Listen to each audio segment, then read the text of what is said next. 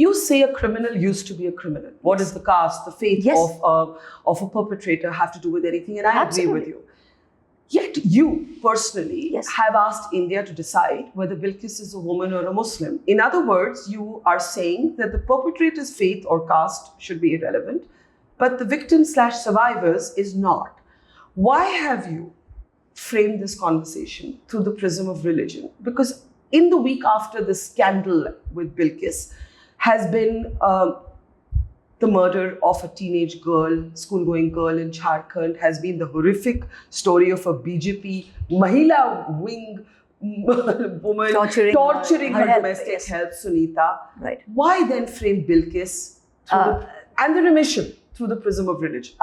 The reason I asked the question is that just that week, I mean, look at the irony of it. The Prime Minister from the ramparts of the Red Fort tells us that there's a vikriti in Indian society where actions and words against women are becoming normalized. And he said we must guard against it. On that very day, this lady is out. All this government talks about is Nari Shakti. All that the narrative that is coming out of the BJP is Nari Shakti and shouting and screaming and, we're all for women. So my question is, if Bilkis, the reason I asked is Bilkis a woman or a Muslim, is if Bilkis is a woman, then where is the Nari Shakti Brigade? Where is the BJP government? Where is the Prime Minister? Where is the Home Minister? Where is the elected government of this land? Not only of Gujarat, but the central government that is silent on Bilkis. So are people looking at Bilkis, if she's a woman, then speak out for her, because you claim to be speaking out for women. And if you're looking at her as just a Muslim, and in the BJP's eyes, Muslims are second or third rate citizens, then is that why you're keeping quiet? That's exactly why I framed the question like that. Because to me, if Bilkis is a woman, then there is no reason to explain their silence. And I have been among those urging the women of the BJP to speak up.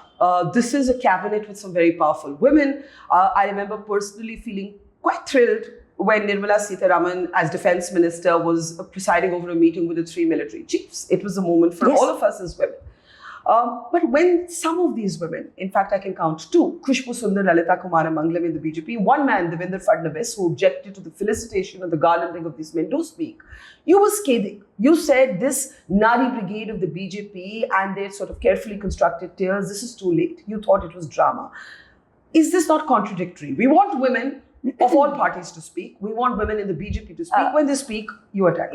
Look, the BJP is, like you said, that I personally, I may not agree with her policies, but it's a matter of great pride for me. When Nirmala Sitharaman was defense minister, it gives me great pride when today she stands up as finance minister, as a lady finance minister of a country. There is no doubt as a woman that I feel proud. I may not agree with her policies. When you look at the 2 ladies who have spoken out, there are spokesmen of the BJP, no elected representative of the BJP, nobody in any position of, who is part of a decision-making body of the BJP, no MLA, no MP, no minister of the BJP. And there are women in the BJP who are exceedingly, I would say, voluble to the point of being, histrionic all the time. We've seen that in Parliament. We haven't seen a word coming out. Is your reference to... I'm not naming names. I don't think it behoves either you or me to go to that level and make personal attacks. That's not what I'm here for. But there is nothing come out of it. There is not even a statement come out saying this is terrible.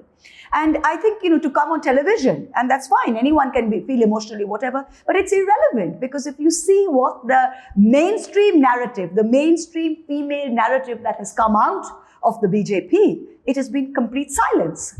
And that's something that needs to be brought on board. The hypocrisy needs to be called out.